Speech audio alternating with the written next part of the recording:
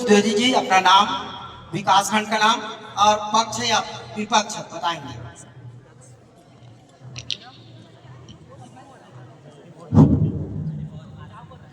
मेरा नाम अंबुज कुमार द्विवेदी है और मैं बिल्हा विकास खंड से आता हूं और शासकीय जमुना प्रसाद वर्मा स्नातकोत्तर महाविद्यालय में भी अध्ययनरत हूं। आदरणीय अध्यक्ष महोदय, पक्ष या विपक्ष है उसको क्लियर कर दीजिए। सर मैं विपक्ष में। विपक्ष।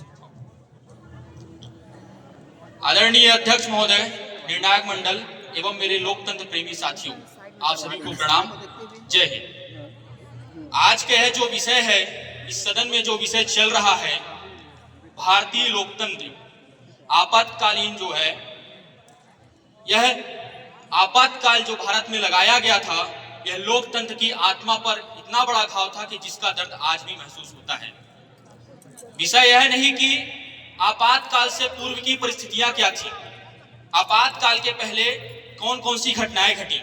विषय यह है कि आपातकाल के दौरान क्या जनता के साथ सरकार ने लोकतांत्रिक तरीके से व्यवहार किया, क्या जिस उद्देश्य से लोकतंत्र लगाया, जिस उद्देश्य से आपातकाल लगाया गया था, वह उद्देश्य सार्थक था भी कि नहीं था।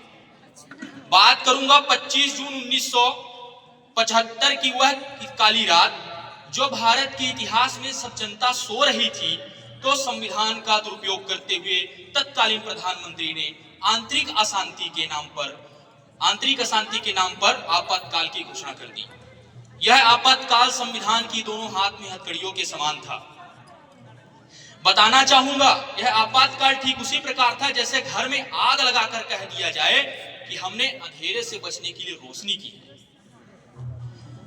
जब आपातकाल लगाया गया तो मध्य रात्रि के दौरान ही विपक्ष के सभी नेताओं को, चाहे वह जयप्रकाश नारायण हो, अटल बिहारी वाजपेयी हो, मोरारजी देसाई हो, इनके जैसे हजार लोगों को अर्धरात्रि में ही उसी अवस्था में, जिस अवस्था में वो थे, उनको जेलों की सलाखों के पीछे डाल दिया गया। क्या अगर यह लोकतंत्र था? इतिहास की यह सबसे बड़ी विडंबना है कि जो व्यक्ति भारत को आजाद कराने के लिए जेल गए थे, वही व्यक्ति भारत के अंदर लोकतांत्रिक व्यवस्था को बनाए रखने के लिए फिर से जेल भेजे जाएंगे। अगर यह लोकतंत्र था तो लोकतंत्र के प्रहरी जेल के भीतर क्यों थे? अध्यक्ष महोदय, मैं बताना चाहूंगा कि आपातकाल के दौरान चाहे वह गरीब हो, ग्रामीण हो, निर्धन हो, अल्पसंख्यक हो, लोगों को निशाना बनाकर, लक्ष्य बनाकर नसबंदी अभियान चलाया गया। यह नहीं देखा गया कि कौन जवान है, कौन वृद्ध है, कौन बुजुर्ग है। 81 लाख लोगों की नसबंदी कराई गई और इसके साथ ही साथ सही उपचार और सही इलाज ना मिल पाने के कारण हजारों लोगों ने अपने प्राण त्याग दिए। इसे तो अप्रत्यक्ष हत्या की उपाधि दी जानी चाहिए। इतना ही नहीं, दिल्ली के 19 अप्रैल 1976 जब संजय गांधी ने दिल्ली को आधुनिक और विकास के नाम पर झुग्गी झोपड़ी हटाओ अभियान चलाया, तो उसके तहत निर्दोष और आम जनता बुलडोजर के सामने विरोध करने के लिए खड़ी हो गई। लेकिन स्थिति ऐसी आ गई कि मानवता को दरकिनार करते हुए फिर मासूम लोगों के घरों पर बुलडोजर चलाया गया। और जब इसका विरोध किया गया तो उस वर्तमान स्थिति को आप यदि देखेंगे तो मंजर क्या ही रहा होगा, जब व्यक्ति के जीवन के जीने की स्वतंत्रता का अधिकार छीन लिया जाता है और ओपन फायरिंग की परमिशन दी जाती है। यह तो वही बात याद दिलाती है जब अंग्रेजी शासन में जलियांवाला बाग हत्याकांड हुआ था। इस ओपन फायरिंग के दौरान 20 से अधिक लोगों ने अपने प्राण त्यागे थे। जब किसी का अभिमान उच्च स्तर तक, तानाशाही उच्च स्तर तक पहुंच जाती है तो अपराधी के समान कार्य करने लगता है। क्या इतनी बड़ी स्थिति आ जाने पर न्यायपालिका चुप्पी साध कर बैठी थी? क्या मीडिया पत्रकारों ने सिर्फ देखते ही रह गए थे? नहीं, न्यायपालिका के दोनों हाथ को बांध दिया गया था और मीडिया और पत्रकारों के मुंह को सील दिया गया था।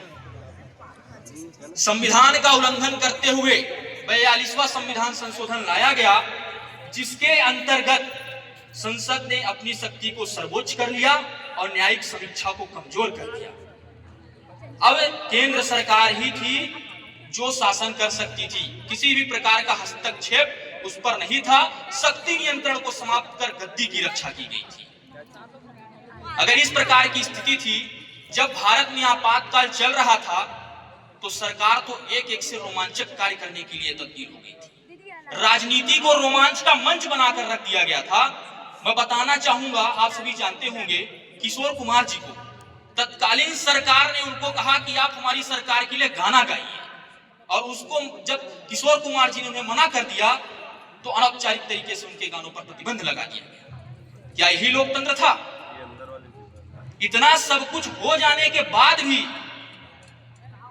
जब सरकार की पांचों उंगलियां घी में थी, तो वह तो एक से एक अकल्पनीय कार्य कर सकती थी। हिंदुस्तान टाइम्स के एक आर्टिकल में मैंने पढ़ा कि उस समय वर्तमान में जयपुर की महारानी सावित्री देवी के पुत्र अजय सिंह ने अपने आर्टिकल में कहा कि आपातकाल के दौरान मेरे महल से 800 किलोग्राम सोने की चोरी हुई। कल्पना करिए, 800 किलोग्राम सोने की चोरी कैसे हो गई?